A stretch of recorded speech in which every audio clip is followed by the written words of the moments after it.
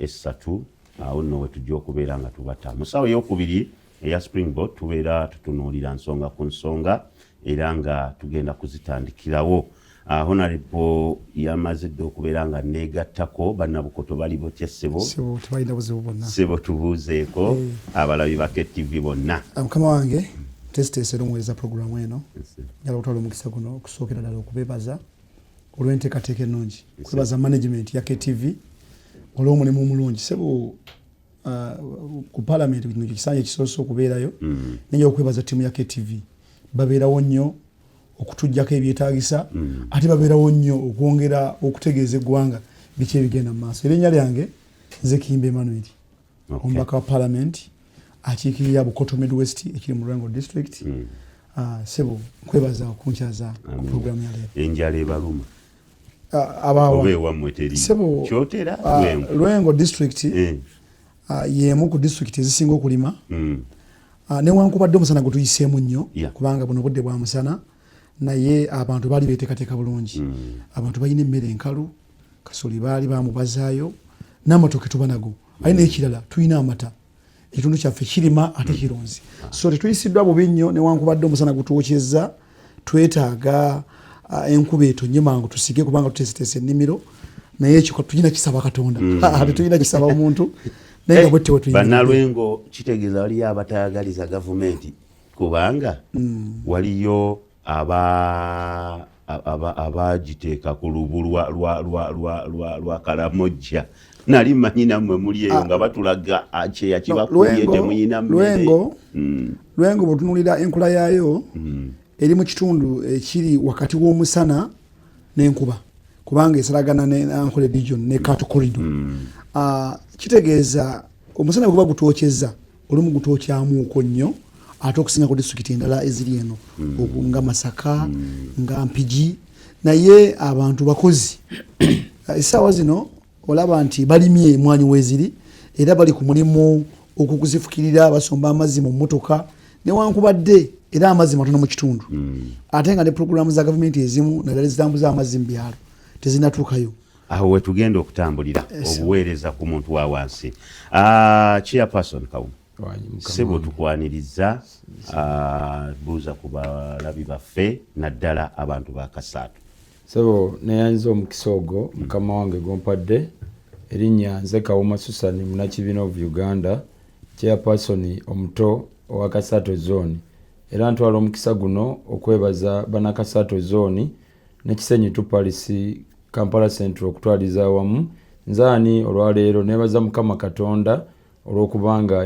yampanzeko eddusu nkulembere abavubuka bange n'abatuuze bonna aba Kasatu zone. Ekyo kya mukisa mulungi nnyo era nentwala n'omukisa guno okwebaza Kingdom TV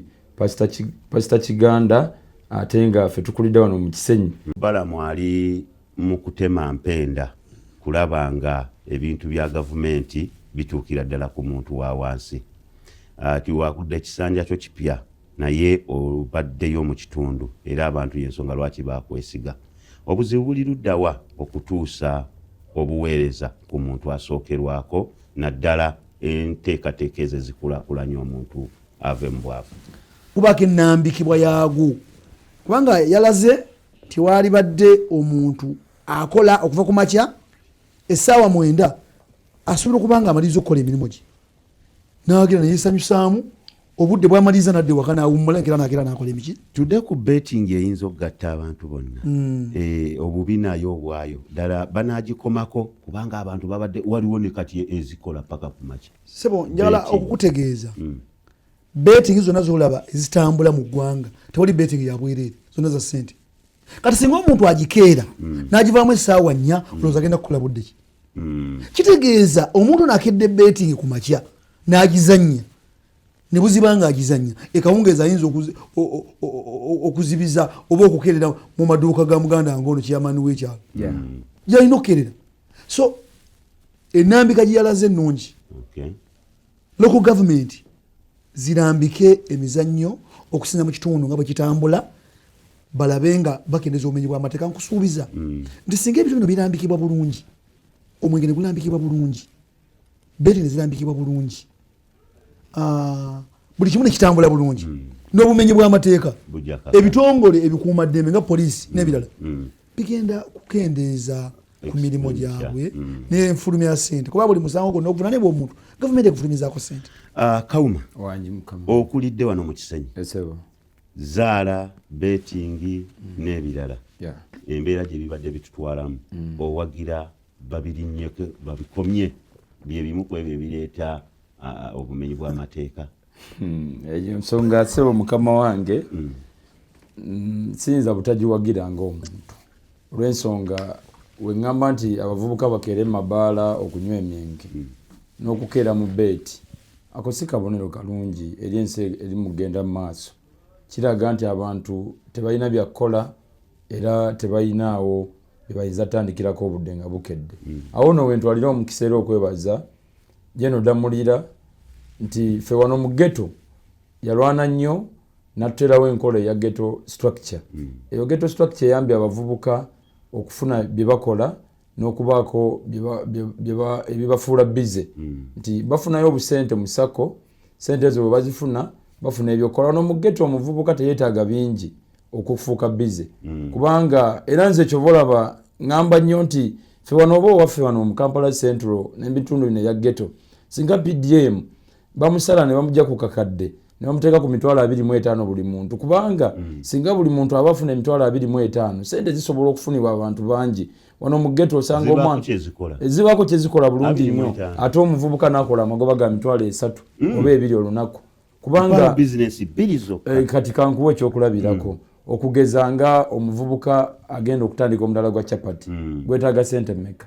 naye omudala gwa chapati ogwo asobola okukuba eŋŋano n'akola amagoba ga mitwalo 3 ng'akozeseza capital ya mitwalo 5 nga n'ebintu byonna byonna obitunuulira bye yakozesa biri mu mitwalo 2 3 ye capital we naye ng'akola emitwalo egi naye ate bakwata akakadde ne bakawa omuntu ne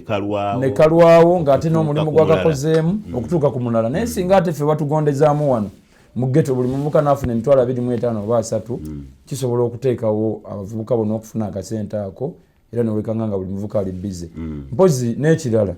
wano abavubuka abafu abasinga obungi okugeza balinawo bu bizinensi. Osanga omuvubuka nga ye agamba nze bwe mba n'akaduuka kange nawe kaba katono nina byentunda mmanyi gundi abigula ne gundi abigula sika sente nnyingi ensawo z'amanda ensawo ya sente mmeka omuvubuka okugitunda obanga ataddewo akabanda ke n'atunda obulebe n'atunda obulebe obwo ogenda okumaliriza bote kawungeezi ng'afunye amagoba ga mitwalo 2 oba 3 bayira we mitwalo 25 zimu ensawo nga 2 n'ekitundu yes naye asobola zitunda olunaku ne zikola ki ne ziggwawo. Era awo wentwalira omukisa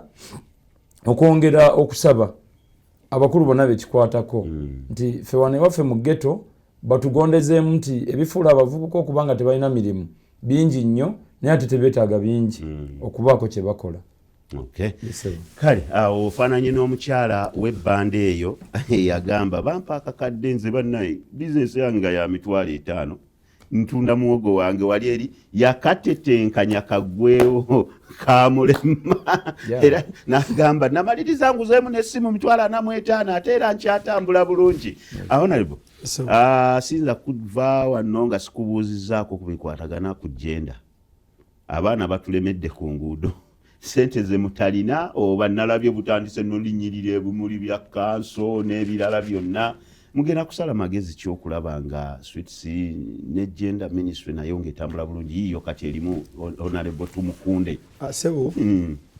oli mu kubuuza omuntu omutuufu kubanga ku kakiiko akamu kentuulako tula kakiiko aka Labour, Gender and Social Development ndi member ku komiti eyo sebera ensonga eyo mu kakiiko nze omu yagireeta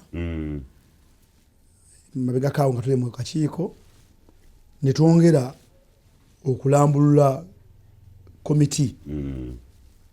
butya ekibuga bwe kiri si wano wokka n'emibuga ebirala ebigenze bisituka tulina abaana bangi ab'oku nguudo abeetaaga okusalira amagezi era ensonga eyo tukyagikubaganyaako tulabe butya bwe tugenda okwandulinga abaana abo benyongera obungi naye ku nsonga ezimu ze nayogerako waliwo ekiseera ekitongole kya poliisi bwe kyagezako okulwanyisa abalalu kuva ku nguudo waliwo akaseera babegako eyo zamujjukira bulungi abalalu bwe twayitanga abalalu bwe twagezaako ekitongole kyagezaako balwanyisa okubajja ku nguudo mwattu abaana bakendera mu kibuga kitegeeza mulimu abaana abateekebwawo bazadde baabwe ku makubaawo ne bamuteekaawo naga beeraawo ng'oli wakusaba ng'ekawungeezi bwe buziba mami ajja n'amugyawo n'akuŋŋanya n'ensako gye bakoze eki waliwo abaana abalala abaava mu byalo nga baatuuka wano e Kampala temanyi bwe baatuuka ng'oli bw'omubuuza akunnyonnyola nagira ku loole y'amatooke nange neesanga ndi Kampala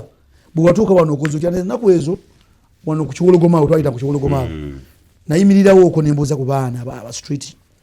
kids children ne mbuuza abayi muli baawa nasiŋŋaana ng'abaana abamu abalala bava Kalamoja abalala baffe ba mu Buganda wano bwana bava Lakayi bava Masaka naye nga beetaaga bwetaazi nteekateeka tukoze tutya okwasaganya okulaba nti abamu tubakwali tubazaayo abalala batasobola kuzzaayo beetaaga okuzimbira rehabilitation center ekifo bwe balina okuteekebwa okubudaabudibwa so ezo zensonga ezimu ze twawaayo naggulu limandi weeri nkoze eryokomera eyo bakomera ate kati omwana yeetaaga okubudaabuda ate yeetaaga kuteeka mu kkomera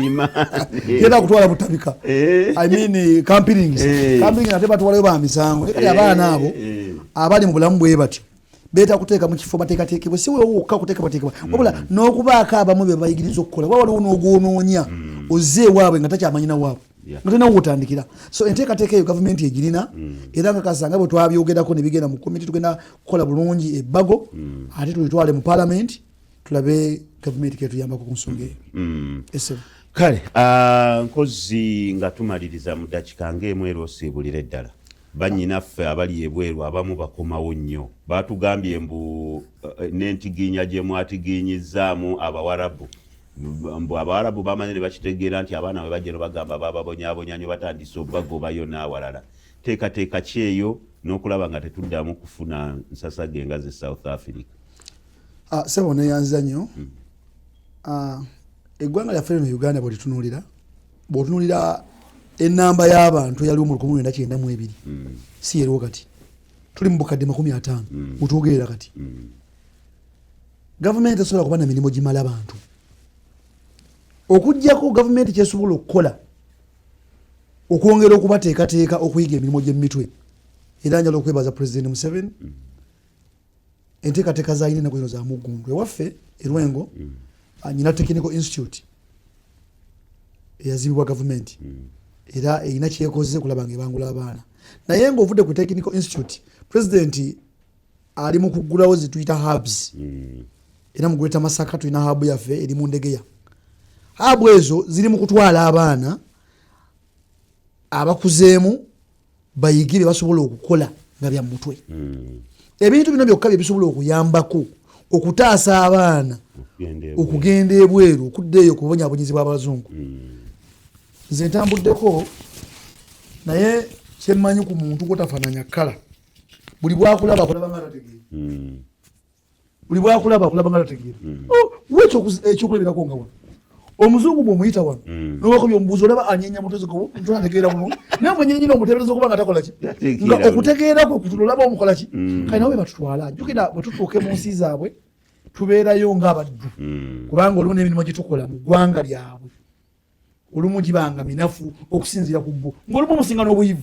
naye ng'omulimu gw'olina okukola olina kuyonja wuwe newankubadde tukkirizibwa okugenda ebweru okukolerayo naye walina okubaawo ennyamba gye tuyamba abantu baffe abagenda okukolera ebweru ne bagendayo nga ba professionals kyobalaba tukubiriza nti ebitongole ebitwala abaana obweru okukola baali badde balina ka training ke bakola ng'era balina ebbaluwa ezibaweebwa mu nsi z'abazungu osiŋŋaana omuntu ayoza emmotoka nga mukugu mulimu ogwo ng'alina ebbaluwa emukkiriza okukoza ki emmotoka bwe naagiraba batugamba bali mu training era ogenda owulira nkoze training gavumenti byeri mukubiriza kakati ate abaana bagenda ebweru bano ababakozesa abamu basinga nababatulugunya bamutuulira namutulugunya amusuubiza ssente ate bwaba zimusuubiza ng'ojja kuwa kakadde amuwadde emitwalo 8 tulina okulaba nga eddembe ly'obuntu embase yaffe ate yongera okuyambako abaana banga bagenze okuba akapito ke bayize ke bafunyeeyo omwana wayiga ebyomutwe bwagenda ebintu nafuna obukadde bwabiri asobola okukomawo nainvestinga mu mulimu gwe gweyakolaki nasiga ssente mulimu gwe Honorable akadde kampeddeko kozesa second saa 3 osiibule nzikiriza muganda wange akozesa ezaso mukadde wange mutesesa program nzikirize kala omukisa guno nsookere ddala okwebaza Banabukoto Midwest abampa omukisa ne mafulo mbaka parliament constituency yange eyina ebyalo 195 nva ku kyalo byanjiri ate nga ndi wakati mu constituency nyalo basuubiza nti buli kyonna kye nakoonako mu kalulu Mukama ampe ekisa mu myaka 3 mbenga mbaze okutuukiriza manifesto nzikiriza nebaze abawuliza n'abalabi ba KTV kwatoyinza gira abulabi ate nga tojiwuliza olina okukola bibiri bulondi gumu nyalo kubebaza era mwebale kuwagira KTV mwebale kuwagira bishop waffe n'okumwagala era sebo musajja akatondo oyo njalo mwebaza jonaleko naye wano ku Sunday nali sifuna ng'omukisa kumusinkana naye mwebaza n'omukisa gwe yampa gutambulireko ate gungaziyize buli kimu kyonna Ssaabasajja Kabaka Buganda wange muganda wange Kawuma Susan basiibule bannakasaato n'abalala bona esebo ntwala omukisa guno okweyanza ennyo sebo okunkyazaako amakya ga leero nze nonja kuviira ddala waggulu nga neebaza bana Kampala Central bonna abakolera awamu okulaba nga tukyusa Kampala Central okugifuula eya yero